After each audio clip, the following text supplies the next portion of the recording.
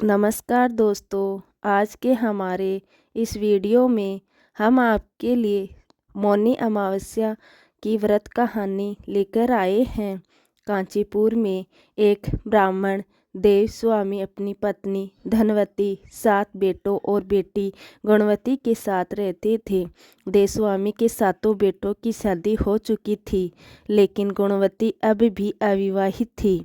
उसने अपने बड़े बेटे को गुणवती के लिए वर खोजने का कार्य सौंपा। एक दिन एक पंडित ने गुणवती की कुंडली देखकर बताया कि देवस्वामी की कुंडली के दोष के कारण गुणवती विधवा हो जाएगी। इस समस्या का समाधान पूछने पर पंडित जी ने कहा कि सिंहल द्वीप में एक सोमा नाम की धोबिन रहती है, जिसकी पूजा में इतनी शक्ति है कि वह गुणवती को विधवा होने से बचा सकती है। पंडित के निर्देशानुसार देवस्वामी का छोटा बेटा और गुणवती सोमा को लाने के लिए निकल पड़े। रास्ते में सागर पार करने के बाद वे थक गए और एक पेड़ के नीचे आराम करने लगे। उस पेड़ पर एक गिद्ध का घोंसला था, जिसमें गिद्ध के बच्चे थे। उन बच्चों ने भाई बहन की बातचीत सुनी।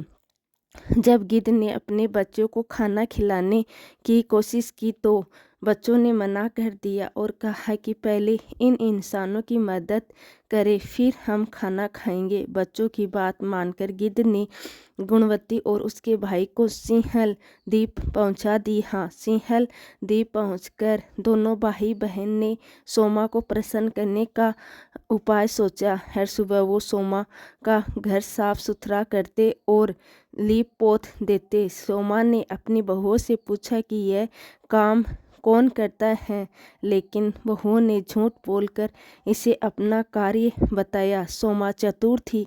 अगली सुबह वह जल्दी उठकर देखती और गुणवती व उसके भाई को काम करते हुए पकड़ लिया। उनके समर्पण से प्रभावित होकर सोमा उनके साथ उनके गांव चलने को तैयार हो गई। गांव लौटते समय सोमा ने अपनी बहुओं से कहा कि अगर कोई मर जाए तो उसे जलाना मत और उसके लौटने तक इंतजार करना। जब सोमा गुणवती के गांव पहुंची तो अगले दिन गुणवती की शादी थी। गुणवती की शादी के बाद सप्तपदी ही भगवान विष्णु की पूजा की और पीपल के पेड़ की 108 बार परिक्रमा की। इससे गुणवती का पति पुनः जीवित हो गया और जब अपने घर लौटी तो उसे पता चला कि उसका पति मरा हुआ है। उसने वहीं परिक्रमा अपनाई, भगवान विष्णु की पूजा और पीपल की 108 परिक्रमा की। ऐसी करते हो और उसके पति व्रत और पालन से जीवित हो गया। बोलो मौनी अमावस्या की जय।